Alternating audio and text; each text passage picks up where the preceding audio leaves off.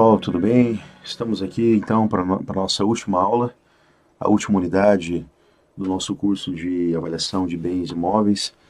E na aula de hoje nós vamos então estudar, discorrer sobre o tema relacionado à perícia de engenharia em imóveis. É um tema bastante interessante, é um tema que é muito pouco explorado, né, principalmente nos cursos de graduação. A gente não tem essa cadeira, né, essa disciplina, e quando tem, muitas vezes ela é ministrada, né, de uma forma superficial. Então, é uma área de engenharia muito interessante, onde há muitas oportunidades que, infelizmente, às vezes são pouco exploradas, né, devido muitas vezes à falta de conhecimento que nós temos em relação a esse assunto. Gente, falando sobre perícia, né, perícia de engenharia, é importante nós estabelecermos aqui algumas questões. A perícia de engenharia ela é necessária sempre que houver uma demanda judicial envolvendo algum assunto técnico, né? Então, houve lá um conflito, houve um litígio entre duas pessoas, ou entre uma pessoa e uma empresa, e é necessário dirimir esse litígio, né? As partes entram lá com ações judiciais, os advogados formulam as petições iniciais, muitas vezes eles até incluem, né, nas petições iniciais algum tipo de parecer técnico, e quando essa informação chega para o juiz, ele precisa definir essa questão. E qual que é a questão? O juiz, ele é uma pessoa com formação na área de direito. Então, é claro, ele vai dominar todo o processo, a parte de legislação, normas, decretos, leis, isso aí ele está dentro da área de atribuição dele. Mas quando entra uma questão técnica, no nosso caso aqui envolvendo a área de engenharia, isso foge da formação dele, foge do conhecimento dele, né? Ele não tem como decidir sobre algo que ele desconhece. Ele não pode decidir apenas com base no sentimento, né? Ele tem que ter uma certeza daquilo que ele está julgando. Então, nesse momento, o juiz ele vai nomear profissionais técnicos para atuarem nas áreas de discussão, né? Nas áreas de demanda.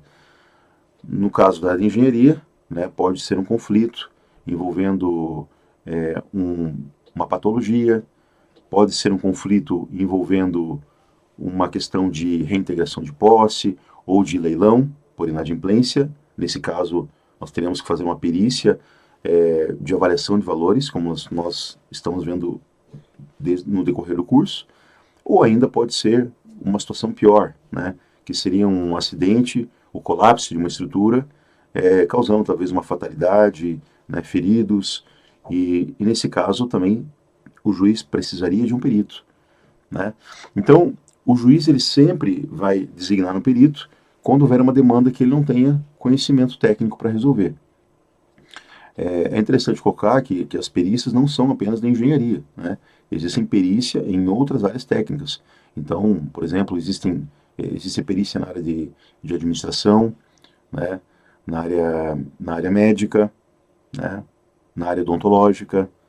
Se você tiver um processo envolvendo um serviço mal prestado por um profissional, um dentista, por exemplo, no processo vai estar lá um raio-x, né? Talvez uma informação de um profissional, dentista, mas o juiz não vai ter condições de avaliar aquele documento, condições técnicas. Então ele vai nomear um perito da área de odontologia. O mesmo vale para medicina, uma cirurgia mal sucedida, né, um erro médico, isso demanda uma perícia na área médica. Quando há ali questões administrativas, questões ali envolvendo problemas de fechamento de empresas, o juiz vai determinar uma perícia na área contábil, né, quando houver a necessidade. E assim por diante, né? Cada área de demanda que for surgindo, ele vai nomear peritos para suas áreas, né? Então, se atendo aqui à perícia na área de engenharia, que é o nosso caso, eu vou tentar passar para vocês aqui o que seria, como que seria a atuação de um perito de engenharia, até onde que vai o seu papel, né, como que se procede uma vistoria, como que se apresenta um laudo, né, você já tem um conteúdo na apostila de vocês, que eu procurei formular de uma forma bem completa, abordando ali as principais dúvidas, os principais temas recorrentes a esse assunto, né? Mas nós vamos aqui também complementar, colocando algumas questões a mais, pontuando algumas questões a mais, né? Então é importante colocar o seguinte: dentro de um processo judicial, nós podemos ter, né, dois profissionais. Um deles é o perito, né? Quem que é o perito? É um profissional da área de engenharia ou arquitetura designado pelo juiz. E nós podemos também ter assistentes técnicos. Quem são os assistentes técnicos? Eles são também profissionais de engenharia ou arquitetura que são contratados pelas partes, né? Então, eu nunca fui designado como perito, mas já atuei como assistente técnico em processo judicial. Então, o papel do assistente técnico é auxiliar o advogado. O advogado, quando ele também apresentar uma demanda, né, que envolve questão técnica, o próprio advogado vai sugerir para o seu cliente: olha, para que eu consiga fundamentar melhor a petição inicial, para que eu consiga defender melhor os seus interesses, é importante a gente ter aqui um profissional para auxiliar a gente na questão técnica, né? Então, você pode ser contratado dessas duas formas. E o papel, nos dois casos, ele tem um papel, o profissional vai ter um papel semelhante, né? As características de um assistente técnico e de um perito dentro do processo, elas são similares, né? Com exceção, é claro, que o assistente técnico ele tem um lado, ele tem a parte dele que ele foi contratado, então ele sempre vai buscar fundamentos para favorecer o seu cliente. Ele tem esse compromisso, né? Esse compromisso junto a quem o contratou. Ao passo que o perito não. O perito ele é uma pessoa isenta, né? Ele foi contratado, ele foi designado pelo juiz, então o seu compromisso é com o juiz da causa. Então ele tem que ser imparcial. Ele não pode ter envolvimento com nenhuma das partes, ok? Então vamos entrar aqui abordando inicialmente a questão da metodologia, né? Como que se faz, como que se produz, né, uma perícia de engenharia? Como que se inicia um trabalho de perícia de engenharia, né? Bom, gente, primeiro ponto a ser observado é você ter em mãos o levantamento dos dados, tá? Quais são os dados que o perito precisa ter em mãos no momento da sua perícia? Então tem aqui algumas informações que são relevantes, que o perito precisa ter a consciência, a ciência, né, no momento do seu trabalho. A primeira questão que o perito tem que conhecer, tem que saber, é em relação ao próprio processo, aos próprios autos. Ele tem que ler os autos, ele tem que entender o que está sendo, qual que é a demanda, qual que é o litígio, né, e entender qual que é a questão que está sendo discutida ali. É uma questão envolvendo patologia, é uma questão envolvendo o valor do imóvel, é uma questão envolvendo responsabilidade técnica devido a algum erro, né, ou é outra demanda, né?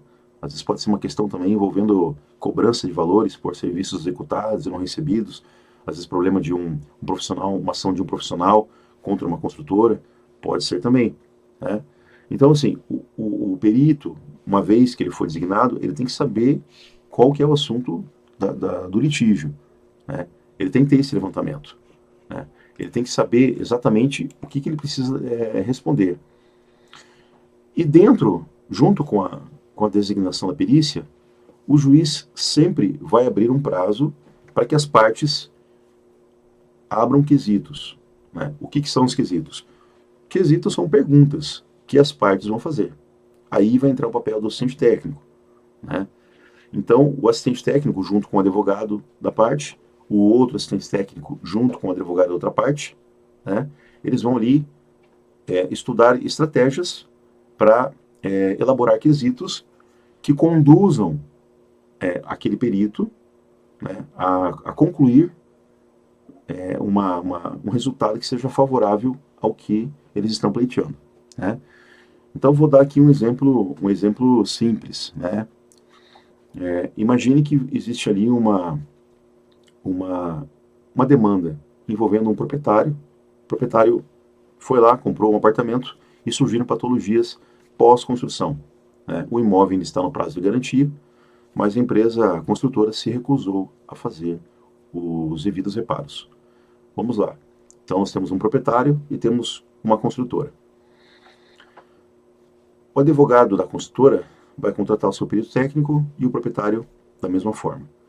Qual vai ser a estratégia dos dois lados? O proprietário, ele vai tentar provar na justiça que a responsabilidade pelas patologias é da construtora. A construtora, por outro lado, ela pode ter uma seguinte estratégia: olha, houve mau uso do imóvel, né? Houve mau uso, ou quem sabe houve uma interferência, o proprietário efetuou alterações no imóvel, né, que houve perda da garantia, né? Então, os assistentes técnicos, eles vão propor quesitos nesse sentido, né? O assistente técnico do cliente, do proprietário, ele pode formular quesitos, por exemplo, senhor perito, qual é o prazo legal para garantia em edificações residenciais com descrições similares à do litígio, né? O perito vai ter que se manifestar, ele vai ter que dizer, em edificações como as que estão nos autos, o prazo de garantia, conforme artigo tal, lei tal, é tantos anos. Ok? Aí ele vai dizer, ok, senhor perito, esclareça-nos qual é o procedimento padrão para execução do serviço, vamos colocar aqui, referente à impermeabilização de laje. O perito vai ter que discorrer, né? A impermeabilização de laje ela é feita observando-se a norma tal, serviços tais, materiais tais, ele vai ter que fazer uma descrição dos serviços. E o assistente técnico pode continuar, ele pode dizer, ó, senhor perito, no momento da vistoria, Vossa Senhoria identificou que os serviços executados estavam em acordo com as normas vigentes? Ou seja, ele está conduzindo o perito para quê? Para que o perito em algum momento observe, realmente aqui há uma falha. Há uma falha de material, há uma falha de execução, né? Então, a parte do cliente vai sempre jogar dessa forma. Agora vamos para o outro lado, o lado da construtora. A construtora ela tem duas opções, ela vai alegar que houve mau uso do imóvel, ou ela vai alegar que houve interferências, né? Houve alterações no imóvel que ocasionaram a patologia e, portanto, não há garantia. Então, o assistente técnico da parte da construtora vai elaborar quesitos da seguinte forma: senhor perito, né, no citado imóvel, é possível observar se as características atuais correspondem às mesmas em que foram entregues, né, na data tal, conforme data de recebimento? O perito vai ter que avaliar se as condições eram as mesmas que foram entregues, né? Ele pode, inclusive, vistoriar outra unidade daquele apartamento, daquele edifício, para verificar se a planta corresponde ao mesmo tipo, ou se houve alteração, né? Ele pode fazer outros quesitos. Senhor perito, né? Em relação ao uso do espaço em questão, né? No manual do proprietário, restringia para uso tal. É possível observar que se o uso foi adequado em relação ao discriminado no manual do proprietário. Então, o perito vai ter que ir lá e avaliar. Puxa, isso aqui era uma sala e está sendo usado como sala? Ou está sendo usado como biblioteca? Né? Então, ele vai ter que fazer essa avaliação. Então, percebam que o papel dos assistentes técnicos sempre é esse, formular quesitos para forçar o perito a decidir de modo a beneficiar seus clientes, né? Como eu disse, eu já tive experiência já como assistente técnico e era de uma ação envolvendo uma avaliação, né, uma avaliação de um lote. Então, na avaliação inicial, houve uma metodologia que Na época eu avaliei que não tinha amparo na norma, né? Houve ali uma depreciação em relação ao lote a ser desapropriado, e essa depreciação não possuía nenhum parâmetro na norma referente àquela situação. Então, os meus quesitos foram nesse sentido, né? Todos nesse sentido. Eu fiz na época lá, acho que 12 ou 15 quesitos, e foram todos nesse sentido. E então, mas para que isso aconteça, né, para que os quesitos sejam levantados e para que o perito possa responder, tem que haver um estudo, né, das condições, né, do que está sendo pedido. É necessário também que o perito, dentro da sua análise e levantamento de dados, verifique, por exemplo, os projetos do imóvel, né, verifique questões relativas ao manual do proprietário, verifique as licenças, verifique ali as garantias, se for algo envolvendo equipamento, né, um elevador, uma escada rolante, verifique ali as notas fiscais, as garantias dos equipamentos. É importante que haja tudo isso, as RTs de quem executou, né? Então, são dados que precisam ser levantados. Se é uma questão envolvendo vizinhos, né, é necessário que seja feito um levantamento das áreas, do entorno também. Às vezes é uma questão envolvendo, eu já participei como preposto de uma infiltração que estava ocorrendo num terreno vizinho. Foi feito a obra, né, foi executado a impermeabilização da parede de divisa, mas mesmo assim apareceu infiltração na identificação do vizinho. E na época, o que se observou? Que havia, era uma parede dupla, né, era um muro de alvenaria dupla, e na junção das alvenarias faltou um rufo. Então, se constatou que por aquela fresta, aquela fenda que ficou ali, foi feito ali, né, com um mastique, mas por aquela fenda houve uma fissura, e essa fissura começou a causar infiltração no imóvel do vizinho, né? Então lá teve que, na época, o Estado arcar com o reparo, né, substituição do piso, pintura, na casa do vizinho. O vizinho não aceitou apenas os reparos, ele queria uma indenização moral, e isso foi para frente. Depois eu não sei qual foi o desfecho desse processo, quem sabe esteja tramitando até hoje, né? Mas, então por isso que é interessante ter essas informações, né?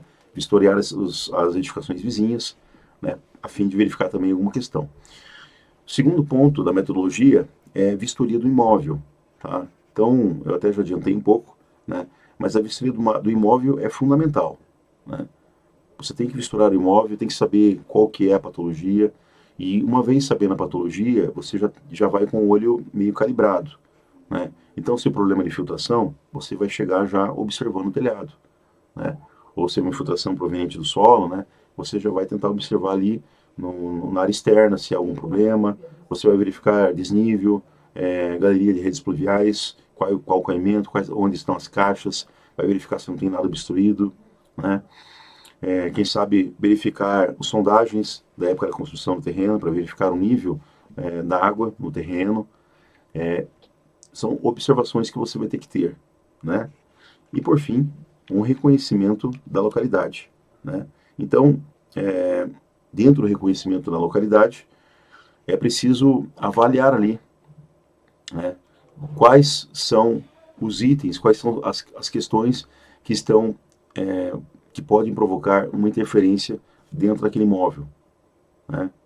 Quais as causas que poderiam estar motivando um problema naquele imóvel, ou poderiam estar justificando uma questão relacionada àquele imóvel, né? Então, as vistorias são fundamentais, né? As vistorias são fundamentais. E tudo isso, gente, toda vistoria precisa ser registrada. Não basta eu olhar, eu tenho que registrar. Porque lembre sempre que o perito, ele funciona como se fosse os olhos do juiz. O juiz não vai estar lá fazendo a perícia. O juiz não vai estar acompanhando o seu trabalho. Então, você precisa registrar tudo que você fizer. Eu fiz aqui um ensaio. Registra que você está fazendo ensaio, né? Eu verifiquei aqui que há aqui uma diferença de coloração entre o concreto, então provavelmente um concreto é mais poroso que o outro. Registra. O registro sempre é fundamental. O registro nunca é demais o registro. Há inclusive peritos que levam, às vezes, junto um auxiliar, né, que vai fazer justamente esse papel, o papel de registrar. Porque o perito, às vezes, ele vai tomando notas, ele vai conversando, às vezes, com o morador, com o proprietário, né, ele vai tirando dúvidas, ele vai anotando, né, tomando nota, fazendo croquis, e às vezes esquece de fazer o registro. Então, às vezes, eles levam um auxiliar para fazer o registro, e às vezes até gravam o diálogo que ele tem com o proprietário ali, porque muitas informações que o proprietário vai trazendo, né, sobre manutenções que foram feitas, né, sobre o histórico do imóvel, isso às vezes acaba se perdendo. Na hora de passar o papel acaba se perdendo. Então esse planejamento tem que existir, para que você não perca o seu trabalho e para que você não chegue no escritório depois, na hora de montar o seu laudo, e você perceba que faltou alguma coisa. Tá? Isso já aconteceu comigo, já aconteceu de eu ter que fazer um parecer técnico, né? E lembrar depois que, buscando as fotos, puxa vida, aquele detalhe que eu vi lá, cadê aquela foto? Não tinha foto, né? Então daí você tem que marcar outra vistoria, agendar novamente com, se for o caso de perícia, agendar com as partes, informar o juiz, é todo um trabalho, né? Você não pode ir sozinho lá no imóvel na hora que você quer, você tem que informar todas as partes para que seja algo transparente. Então, o planejamento do seu trabalho ele é fundamental, né? Para que a vistoria ocorra de forma satisfatória, para que o laudo ele seja bem elaborado, o planejamento é fundamental. O planejamento das atividades, o planejamento do que você vai fazer lá, como vai ser feito e principalmente o registro. Isso é fundamental. Ok, gente? Falando um pouco sobre os levantamentos de dados. Então, a gente vai ter aqui, entrando numa questão já mais prática, né? O que eu vou levantar de dados dentro no momento, né, da minha perícia. Então, eu vou fazer minha vistoria em loco, né? O primeiro ponto que eu tenho que observar são os atributos daquele imóvel, as características, porque muitas vezes até um quesito que as partes colocam. Poderia o eminente, né, o expert, esclarecer, né, quais as características do imóvel em demanda, o imóvel em discussão? Você vai ter que fazer uma descrição do imóvel. Trata-se de uma residência em alvenaria convencional, com tantos metros quadrados, possui um subsolo, possui um ático, possui escadaria, né, as esquadrias em tal material, né?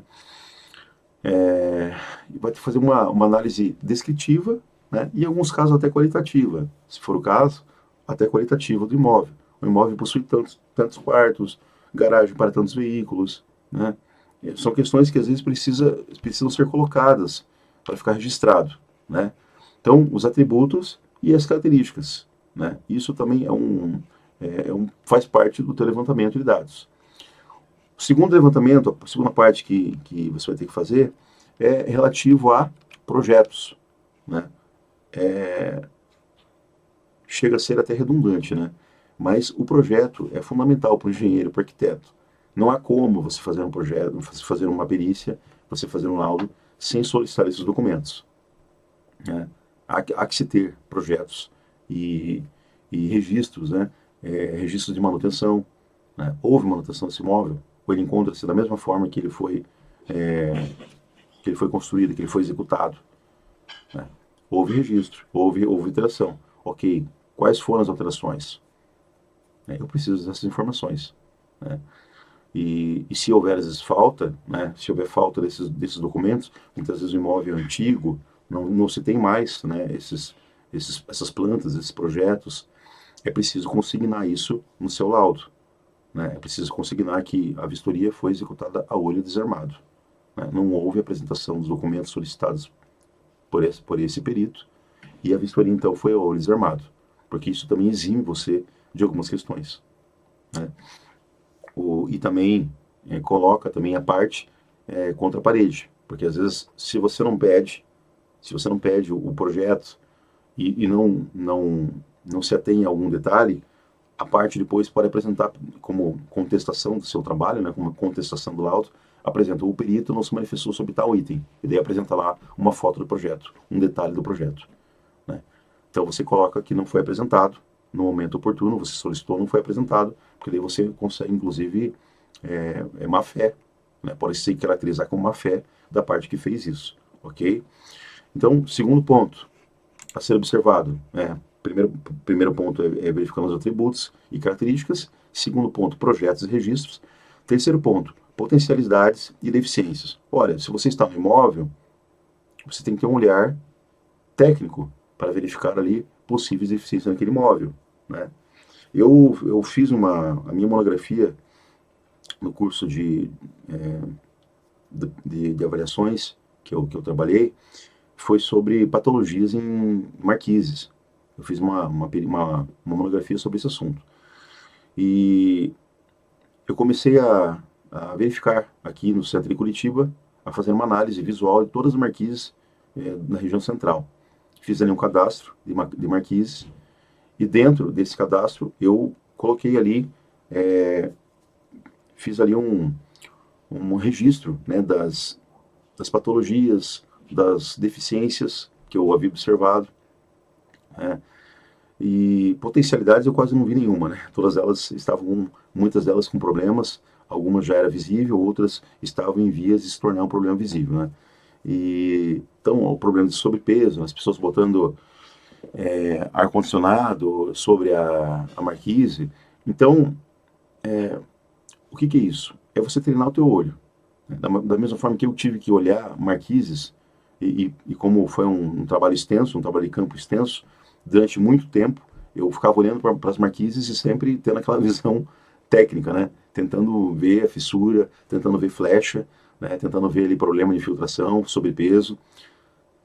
Acabei ficando com aquela visão. Toda vez que eu olho para marquise hoje eu lembro, né, daquele trabalho. E isso tem que ser, esse treinamento tem que ser feito, né? Então, se você entra no imóvel que possui um problema ali de revestimento, você já tem que verificar ali quais são as possíveis deficiências para aquele problema de revestimento. A hora que se bate o olho no imóvel, você já tem que verificar, né? Já verifica ali quais são os problemas possíveis. Isso é muito da experiência do perito, né? Não tem uma regra para isso, não tem um checklist para isso. Isso vai muito da experiência. Experiência de campo, experiência executiva, né? Tem que saber o processo executivo, né? Saber as etapas de um processo executivo para você poder identificar se houve uma falha, né? Então isso é importante. E também aqui a gente sempre vai em busca das deficiências, mas também enxergar ali potencialidades, né? Potencialidades daquele imóvel. Porque muitas vezes a pessoa que está reclamando, né, no juizado, a pessoa às vezes não tem razão. As pessoas estão reclamando, está tentando tirar proveito, muitas vezes até por uma questão pessoal, né? Tentou conseguir uma vantagem com o executor, não conseguiu ter aquela vantagem, então ele entra com uma ação para tentar tirar vantagem através da justiça, né? Então é preciso ter essa visão também, verificar a potencialidade. O empreendimento encontra-se bem executado, né? Não há nenhum problema, os outros imóveis no entorno não possuem nenhum tipo de patologia, de avaria visível. Então, essas são informações importantes que precisam ser levantadas, né, nessa fase de levantamento de dados, né? Mas nós vamos entrar, a perícia em engenharia, eu diria que, eu colocaria aqui que uns 70% a 80% das demandas de perícia em engenharia envolvem patologia, tá? Envolve patologia. Ali talvez uns 15% de questões relacionadas à avaliação de valor, né? E uma minoria ali que envolvendo colapso de estrutura, né? Isso é mínimo, né? A gente não ouve quase falar, felizmente, são raros os problemas de colapso de estrutura, né? O que às vezes é um problema de patologia, né? Um problema de rachadura, um problema de recalque, um problema de infiltração. Então, quando a gente chega numa situação dessa, é preciso que a gente tenha um roteiro, né, de como analisar uma patologia, né?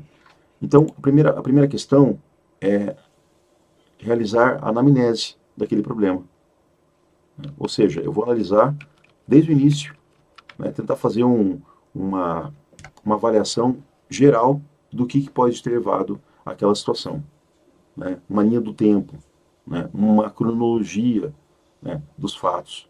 O que que houve, né? Quais foram as interferências? Quais foram os problemas? Quando começou o problema? Né? Esse problema aqui começou quando? Essa patologia surgiu quando? Em que momento da vida útil do imóvel surgiu essa patologia? Porque temos que lembrar, a gente já viu isso lá no método do Ross Heideck, que existe vida útil, né, para as edificações. Existe vida útil para as instalações.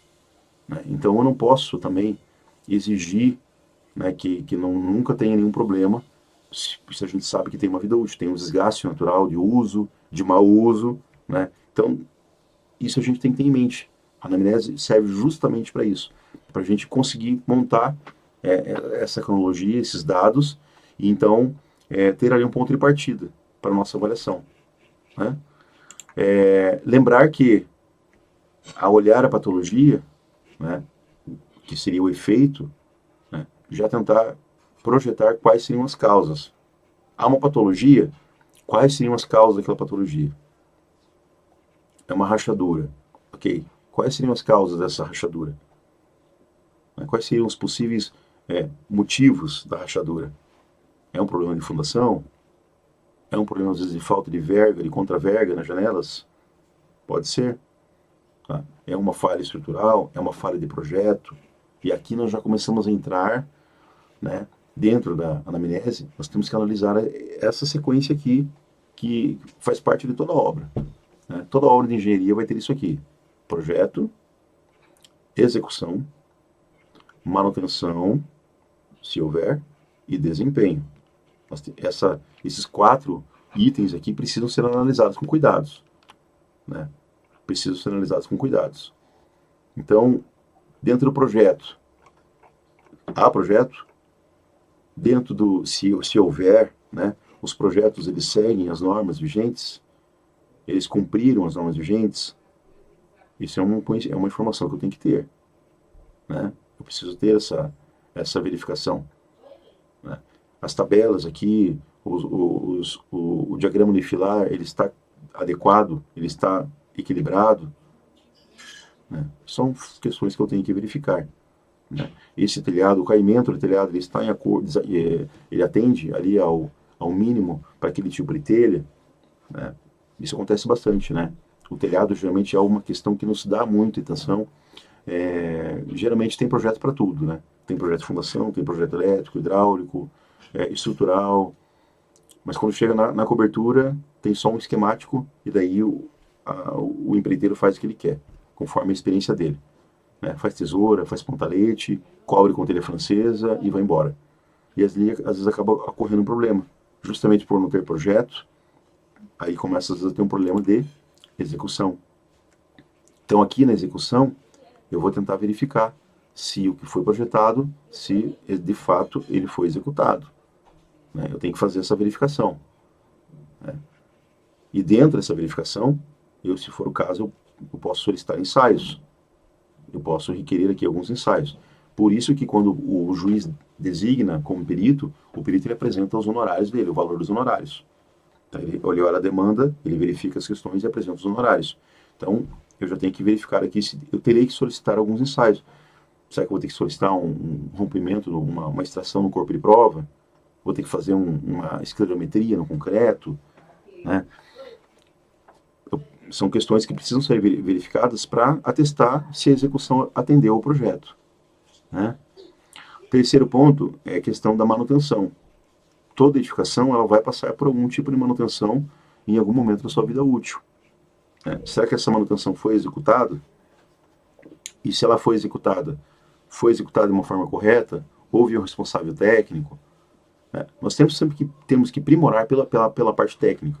Né? Nós, como técnicos, nós temos que primorar pela parte técnica. Ok? Eu me recordo de uma certa vez que eu fui fazer um orçamento para um condomínio de Curitiba. O condomínio deveria ter lá seus 15, 20 anos. E surgiram ali algumas patologias na laje da garagem daquele edifício.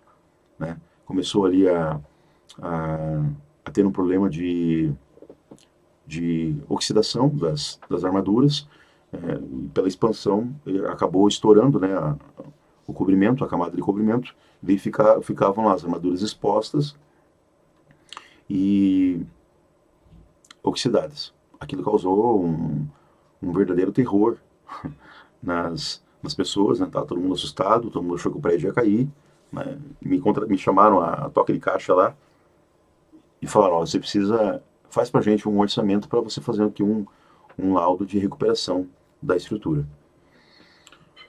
Eu fui lá, o meu valor, né? Porque a princípio, apesar de ser feio, né? Visualmente assim assusta, né? Você vê aquela imagem, mas assim era uma oxidação inicial. Não havia perda de seção das armaduras. Isso era visível, você já observava isso, né? Apenas a olho nu. Então, a minha ideia ali era fazer um tratamento daquelas armaduras, daquelas ferragens, né? Fazer um tratamento ali com anticorrosivo, né? Fazer uma pintura e, e fazer ali o fechamento, né? Um chapisco, embolso, né? Uma camada nova, porque não havia nenhum problema estrutural ali. Estruturalmente a estrutura estava estável. Essa foi a minha visão quando eu fiz a visita. É claro que eu não falei isso pro síndico, né? Porque se eu falasse isso, ele ia, ó, então tá bom. Então vamos fazer o que você está falando. A gente sempre tem que tomar cuidado, né? De não entregar o ouro. Às vezes a gente já sabe o que aconteceu. Mas você não se manifesta até que você tenha um contrato, até que você tenha ali os seus honorários garantidos, né? Você não faz uma manifestação. Olha, eu fiz a vistoria, né? Vamos elaborar um laudo aqui agora, vou te apresentar uma proposta, uma solução para o teu problema e segue os meus honorários. Aí se a pessoa quiser pagar pelos seus honorários, aí você entrega para ele, né, a receita de bolo. Pois bem, eu entreguei para ele os meus honorários, só que havia ali um trabalho braçal muito grande. Né? Ia ter que escovar todas as armaduras, ia ter que medir com paquímetro ali para ver se houve perda de seção ou realmente não houve. Visualmente eu estava tranquilo, mas tinha que ser confirmado, né?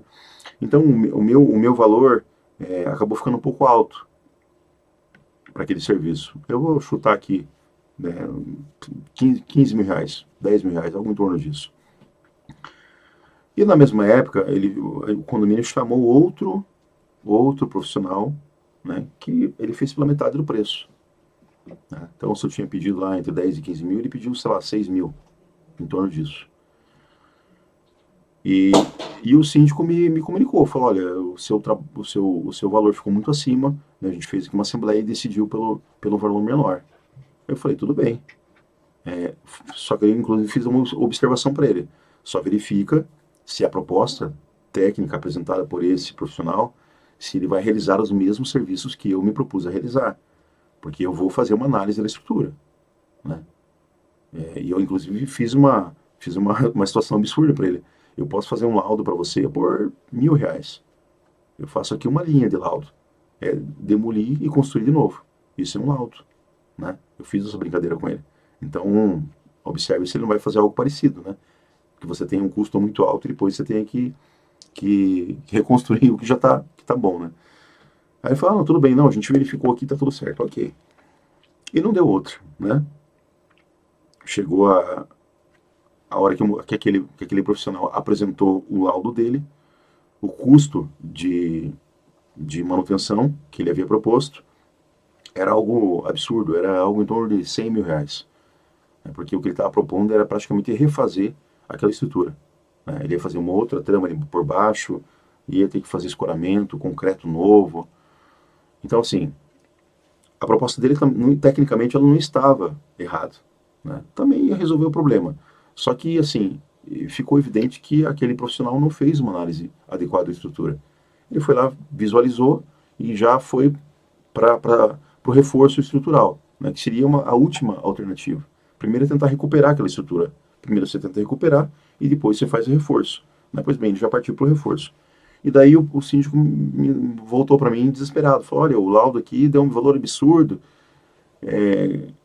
O que você sugere fazer? Eu falei, olha, eu fiz uma proposta para vocês. Vocês não aceitaram o meu laudo. Ou melhor, não aceitaram o valor do meu laudo.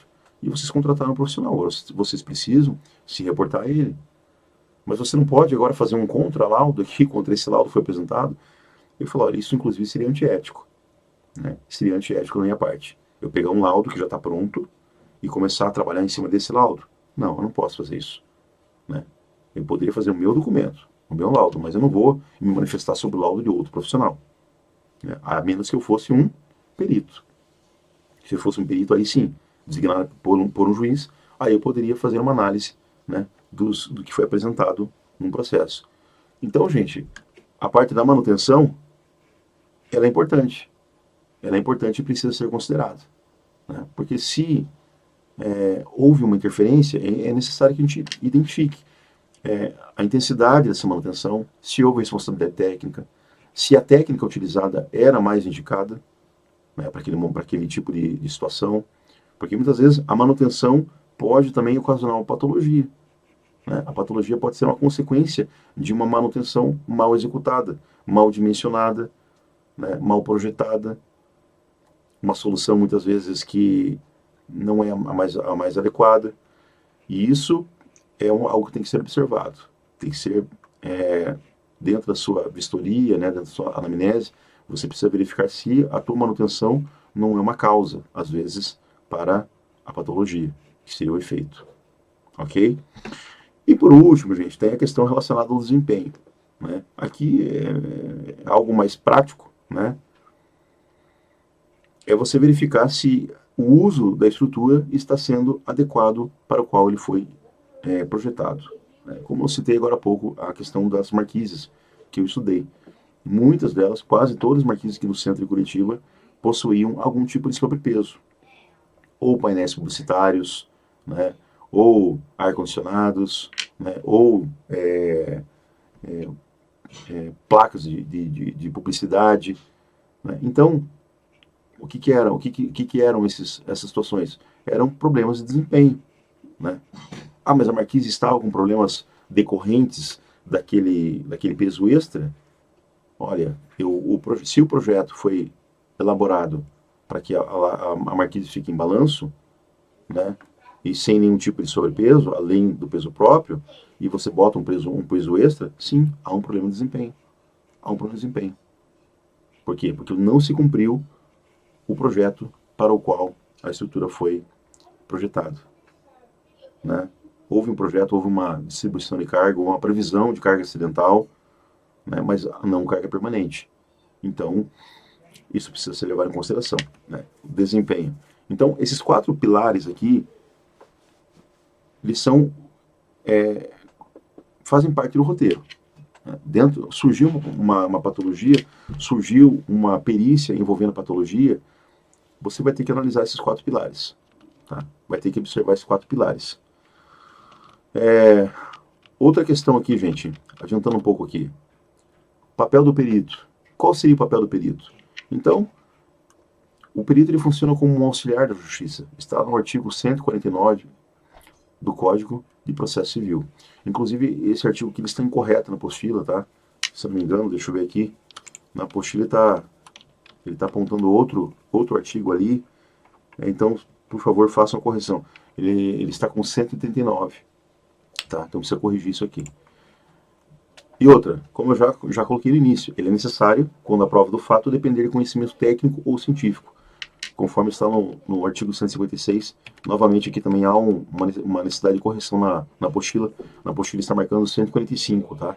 É o 156, tá? E o perito, gente, ele sempre deve se expressar com clareza, né, e de forma consciente, tá? A gente sempre busca, né? A gente quer mostrar o nosso conhecimento, né, pro juiz, para as partes. Então, nosso primeiro impulso é se manifestar de forma técnica, né, usando ali termos, né, técnicos, que muitas vezes, gente, o juiz não vai entender. Então, sempre temos que lembrar que o papel do perito é fazer com que o juiz entenda o que está sendo colocado ali, fazer com que o juiz entenda, né, os fatos que foram apresentados. E para o juiz entender, não adianta a gente usar, muitas vezes, terminologias técnicas. Não adianta eu falar lá em baldrame para o juiz, né? O juiz não vai entender o que é isso. Eu até posso citar baldrame, mas eu tenho que referenciar baldrame à viga do pavimento térreo. Eu tenho que colocar isso para o juiz entender o que é baldrame, né? Se eu começar apenas com muita tecnicidade, isso talvez fique bonito, mas não vai ser algo claro. né? Nem para o juiz, nem para as partes. E daí o juiz vai ficar ainda mais em dúvida. Ao invés de você esclarecer, né, a questão para o juiz, você acaba colocando ele mais em dúvida ainda. Ué, mas agora o que eu faço? Né? O meu perito aqui veio aqui, fez um laudo que eu não consigo entender. Né? Então sempre é necessário ter isso aqui, se expressar com clareza, né? Sempre de uma forma que o leigo consiga ler e entender, né, o que está sendo colocado ali. Tá?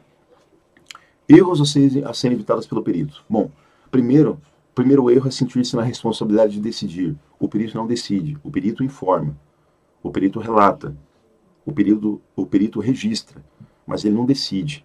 Tá? E é interessante observar essa questão, que às vezes os quesitos apresentados, às vezes eles são contraditórios.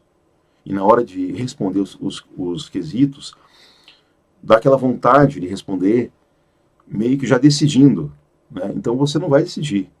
Você vai informar ali se for contraditório, você vai informar, né, o que foi colocado. Se é contraditório, vai informar as possibilidades, possibilidade A, possibilidade B, e vai, se você quiser se manifestar, você pode inclusive se colocar um peso maior.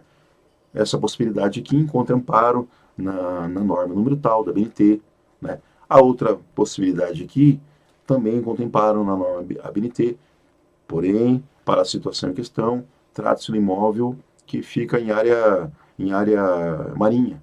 Portanto, esse aqui não se aplica. Você vai fazer uma informação, você não vai decidir. Quem vai decidir é o juiz, ok? Segundo erro a ser evitado, envolver-se emocionalmente. Tá? Às vezes acontece de uma perícia apenas uma das partes comparecer, a outra parte ignora, né? Não participa da perícia. E daí fica só o perito e uma das partes. Isso é muito ruim, porque aí você começa a conversar muito com aquela parte e você fica um pouco com raiva da outra parte que não foi. Raiva entre aspas, né?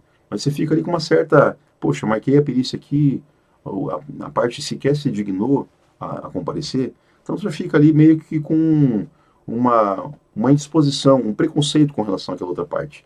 Né? Isso não pode acontecer, porque isso vai atrapalhar o seu senso de decisão, o seu senso de análise. Então tem que ser imparcial. Lembra sempre que você está ali representando o juiz. Assim como se espera que o juiz seja imparcial, o perito designado por ele também tem que ser imparcial. Certo? Terceiro erro, ter um temor reverencial excessivo ao juiz. Tá? O juiz, ele vai fazer uma designação e você vai atuar como um preposto do juiz. Você vai ser os olhos dele. Então não há necessidade de haver aquele temor, né? Aquela reverência exacerbada ao juiz, e muitas vezes aí até acaba caindo no erro, né, que eu já citei anteriormente, de querer fazer um texto muito rebuscado, para o juiz ficar feliz com o teu documento, tentando receber uma aprovação do juiz para o teu documento. O juiz não tem que aprovar o teu documento, ele tem que entender. Ele tem que ler e entender o teu documento. Mais importante que o juiz achar bonito o teu laudo, ele tem que entender, ele tem que saber o que está escrito ali, o que você quis dizer, o que você verificou. Né? E isso vai dar para ele subsídios, fundamentos, para que ele tome uma decisão. Né? E aqui, por último, o último erro aqui, que eu já citei, inclusive, é um laudo excessivamente técnico. Né? Isso aqui nós temos que fugir sempre, né? Dentro da questão do laudo. Lembre-se sempre que você está escrevendo para leigos. Né? Então, sendo escrito para leigos, a linguagem tem que ser acessível a um leigo. Chega a ser contraditório, porque o juiz não se preocupa com isso. Né? Os advogados não se preocupam com isso. Se vai em um processo judicial, você tem que ter, às vezes, um dicionário para entender o que eles estão querendo colocar ali, a manifestação deles. Mas sim, gente, na área, atuando como perito, você precisa sempre se manifestar de forma acessível. Tá? O perito, o assistente técnico. O assistente técnico, quando ele apresenta também, às vezes, um laudo, né, para embasar ali a petição do advogado, esse laudo acompanha a petição. E o juiz vai ler também esse parecer. Então o juiz precisa entender também o parecer. Se você está sendo contratado como assistente técnico, facilite a vida do seu cliente. Né? Faça um parecer técnico acessível, para que de repente você consiga ali uma simpatia do juiz. E ele falar, puxa, não é que ele tem razão, o que ele está colocando aqui, faz sentido o que ele está colocando. Quando isso acontece, o próprio juiz às vezes formula quesitos. Quando já leu, quando o juiz já fez a leitura de um parecer e já está com uma indicação, né, do que está correto ou não, o juiz muitas vezes ele faz quesitos apenas para confirmar a impressão que ele tem, né? Isso facilita também, né? Isso pode acontecer se o teu laudo for, se o teu parecer for bem escrito. Por fim aqui, gente, falar sobre o papel do perito. Então, procurar sempre a verdade dos fatos, ok? Não é inventar, não é criar, essa é a ter a verdade. Você tem que sempre buscar a verdade, buscando dentro daqueles pilares que eu coloquei lá: projeto, execução, né? Manutenção, uso do imóvel, tá? Se for algo envolvendo avaliação de valor, você vai fazer uma avaliação, vai seguir a norma técnica, vai fazer ali a tua amostragem da melhor forma possível, atendendo ali os graus da norma, os requisitos da norma, para que você procure chegar à verdade, ao valor real, né, daquele imóvel. Ou, se for patologia, a causa real daquela patologia. Tá? A terça matéria de fato. Tá? Isso aqui é importante. Às vezes as partes colocam quesitos que fogem um pouco do objeto que está sendo tratado ali. Tá? E daí o que acontece? Você vai ignorar, você vai se manifestar, você vai responder aqueles quesitos, mas vai informar que aqueles quesitos não fazem parte do objeto daquele laudo, ok? Você está falando de um problema de um apartamento e muitas vezes é um quesito que é relativo a um problema de uma residência. Então você vai ter que se manifestar e dizer: olha, esse problema não é relativo ao imóvel em questão, ok? Responder todos os quesitos, tá? Precisam ser respondidos. As partes muitas vezes tentam confundir, elas tentam confrontar o perito, e é interessante, gente, que aqui os quesitos podem ser, eles são formulados, o perito responde, e após respondidos, as partes e o juiz podem abrir novos quesitos, então pode haver novos questionamentos, ou até impugnações, tá? Diante daquele trabalho que foi apresentado. Então, mesmo os quesitos contraditórios, mesmo aqueles que não têm sentido, você tem que se manifestar. Tem que se manifestar. Às vezes, algo que você já tratou, né, durante no teu laudo, já foi respondido, você simplesmente coloca: já foi respondido, por favor, verificar item tal do laudo. Tá? Porque daí você não precisa entrar novamente no assunto e evita entrar em contradição. Porque às vezes você faz a edição do teu laudo, redige o texto, e lá no final tem um quesito que vai tratar daquele assunto. Então, para você não entrar em contradição, você referencia: esse assunto já foi tratado na página tal, ou se não quiser citar a página, cita o item, né, no item tal do laudo. Manifestar-se sobre pontos ocultos. Às vezes as partes, elas fazem quesitos que não vão ao cerne da questão. Tá? Elas ficam às vezes com quesitos superficiais. Elas não entram às vezes no cerne. Às vezes por um receio, né, ou por uma estratégia, né? Porque às vezes as partes não têm certeza se elas têm razão ou não. Elas querem que o perito dê a deixa para que daí sim elas se manifestem, né? Ou façam impugnação.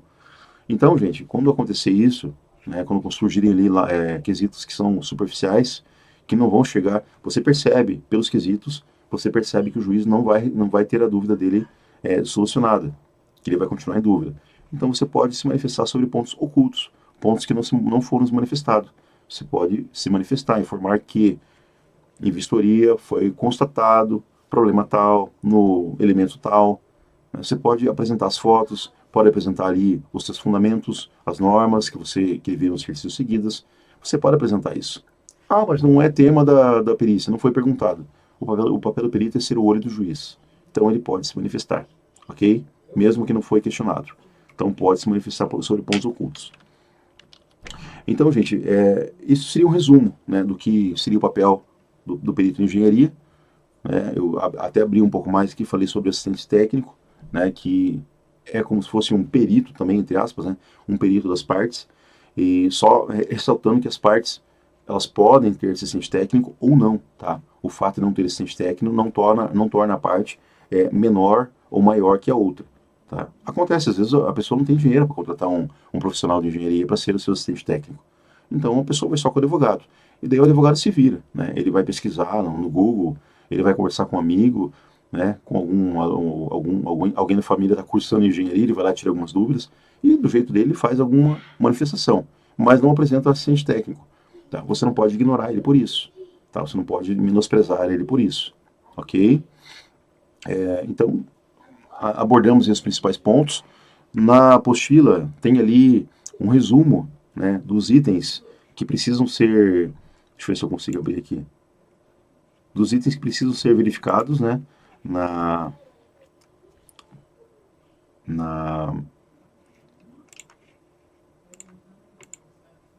consegui abrir aqui, ó. Então aqui, ó.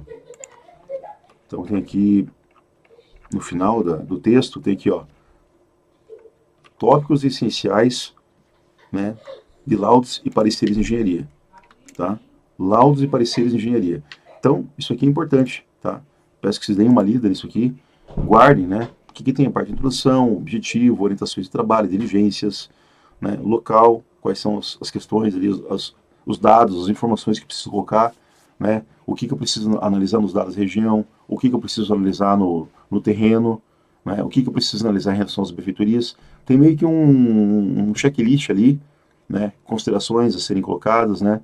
Os anexos, ilustrações que eu vou ter que colocar, né? Recomendações básicas de fotos. Tem inclusive ali como se posicionar para tirar as fotos, né? De uma forma mais adequada. Fotos aéreas, né? Então, tudo que eu puder fazer para enriquecer o meu laudo, né, é importante. Inclusive aqui o dia, né, preferir o dia nublado ao ensolarado, pois as sombras são prejudiciais à foto técnica. Então, assim, questões gerais, né, a classificação das fotos gerais, fotos detalhes, fotos especiais, né. Hoje em dia ali as câmeras, até os celulares mesmo, tem função macro, tem foto panorâmica, né, tem foto de ângulo aberto, ângulo fechado. Então, isso é importante. A foto é fundamental porque ilustra aquilo que você está falando, né? Como fazer um encerramento, como fazer uma conclusão, né? A questão da fundamentação, como responder aos quesitos. Então tem aqui um passo a passo aqui que é muito importante, né? Vocês fazendo a leitura. De repente alguém aí vai querer atuar nessa área. Como disse, uma área promissora, uma área que tem muita demanda e poucos profissionais disponíveis. Pode ser uma área de atuação, né? Vale a pena a leitura para complementar e utilizar essa referência como um ponto de partida, né, para a atuação dentro dessa área. Tá certo, gente? É isso que eu tinha para passar para vocês. Tá? Encerramos aqui o nosso curso, a nossa 8ª unidade. Agradeço desde já a todos aí pela atenção e estou à disposição. Né? Teremos aula ao vivo, né, aula síncrona, e estaremos juntos e vamos aí tirar as dúvidas que forem surgindo. Tá ok, gente? Obrigado aí a todos e até uma próxima.